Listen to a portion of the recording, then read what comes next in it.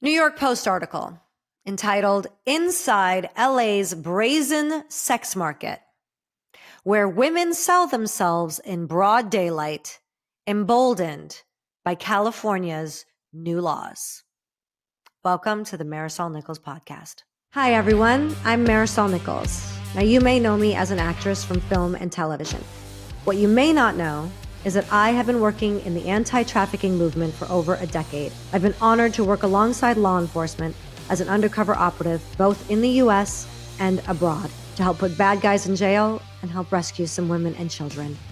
I created my Foundation for a Slavery-Free World and this podcast to help prevent you or your loved ones from ever falling prey to these predators.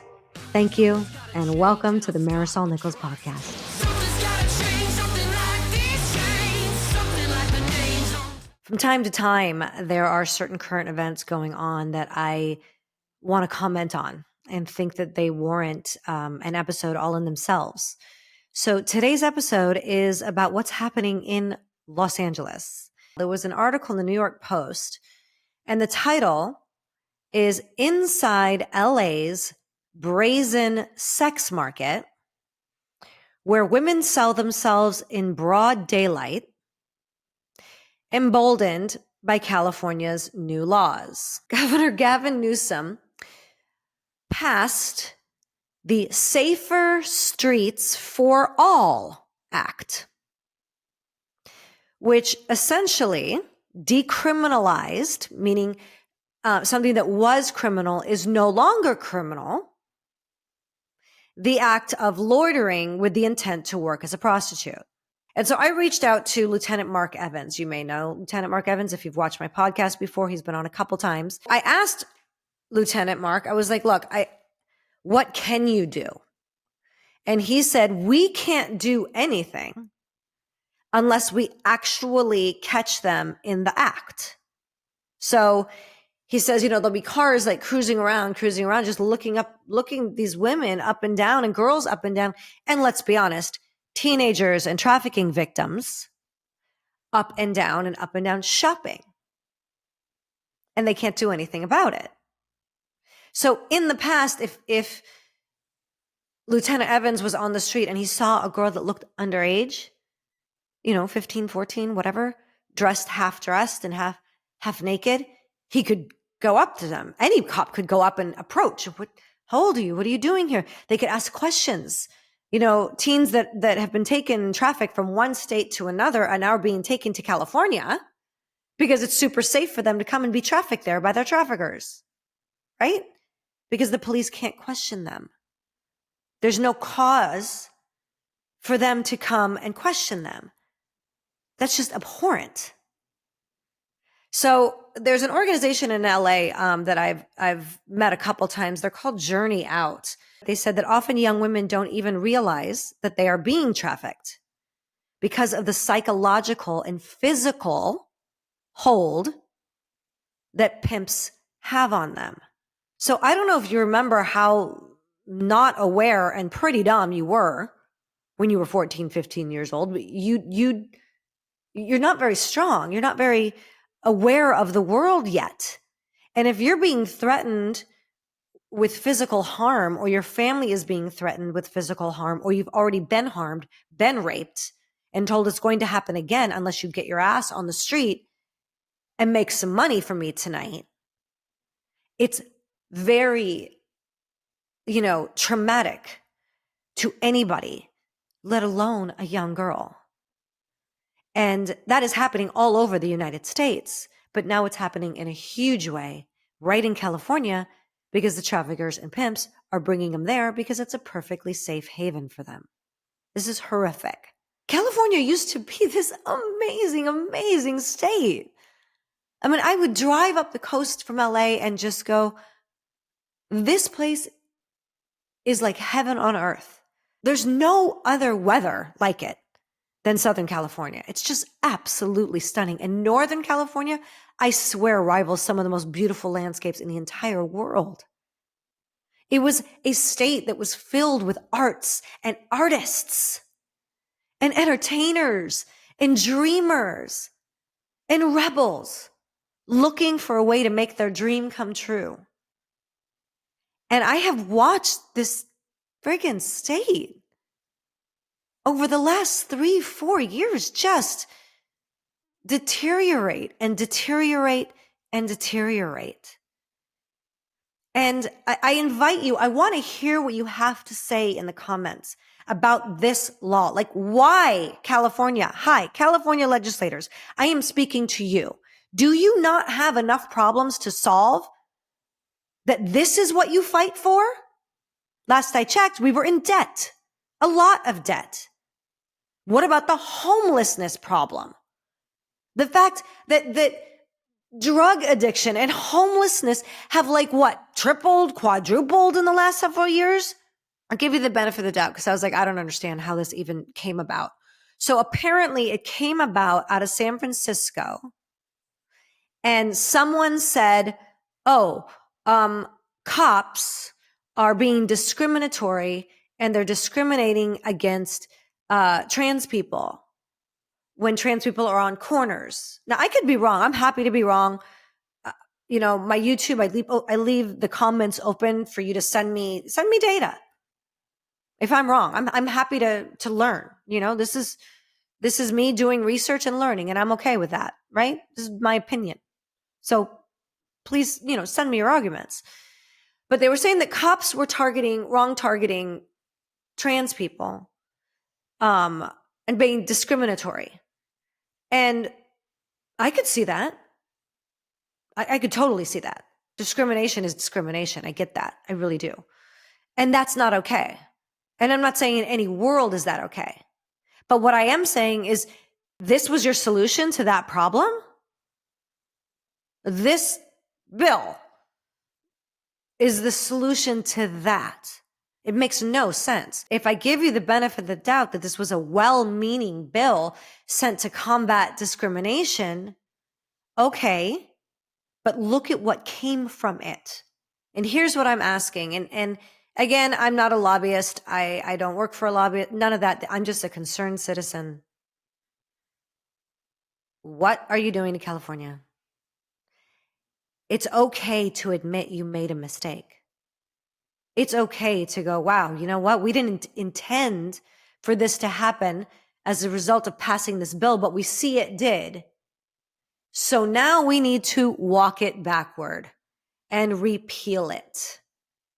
People make mistakes. Please learn from those mistakes and do something about this. So the Safer Streets for All Act, California's law that it was a law that criminalized loitering, which is basically hanging around with the intent to commit prostitution. And it gave law enforcement a tool to go and talk to them. With this law that has now been repealed, what it's done is it's tied law enforcement's hands. It's literally handcuffed them, where they can't actually look or do anything yet about trafficking victims. So what do I mean, right? Most of my podcasts, if you've watched it, it's about trafficking. It's about children falling into the hands of predators. And it's about the rights of those children and keeping children safe, period.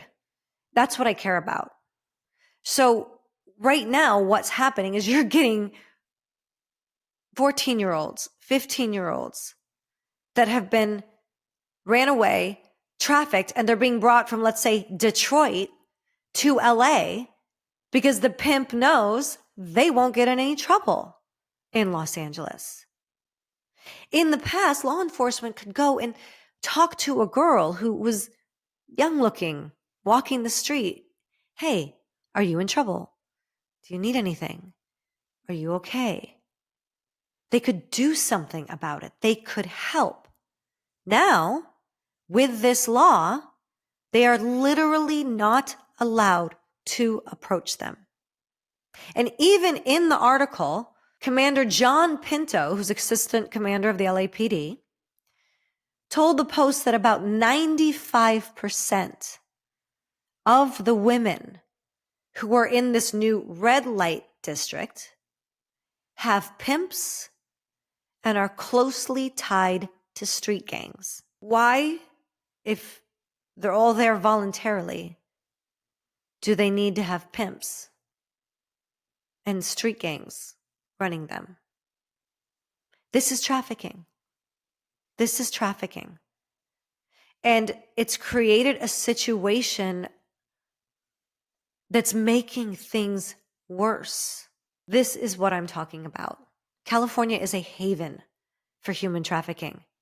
Part of this article in the New York Post, and it's quoted from Commander Pinto.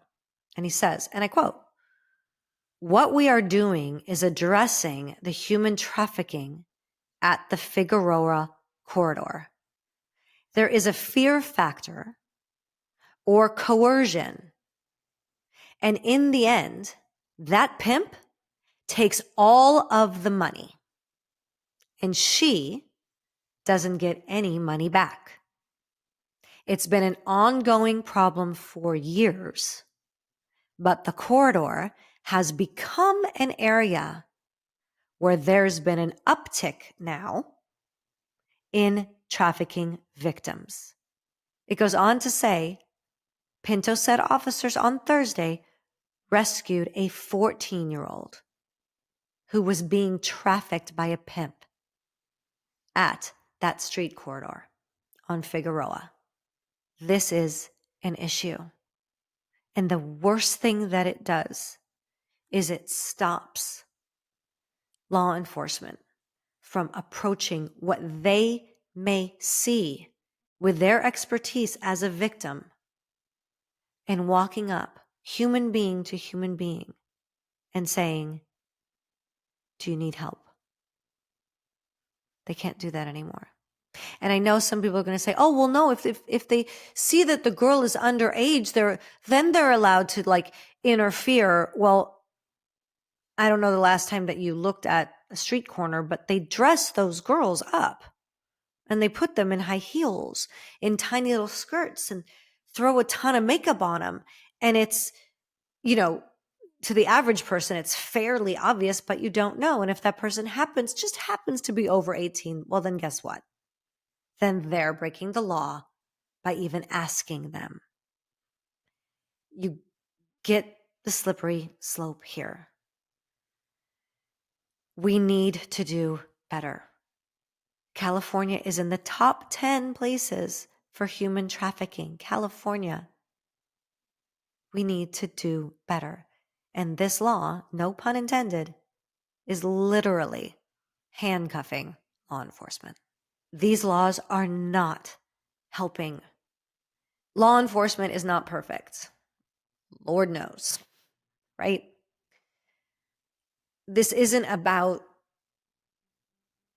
discrimination or about bad cops or good cops or sex workers or prostitutes. The bottom line is we're creating an environment in which young girls, children, teens, and vulnerable women are in a situation where they cannot get help because we're tying the people's hands that are supposed to be in charge of that.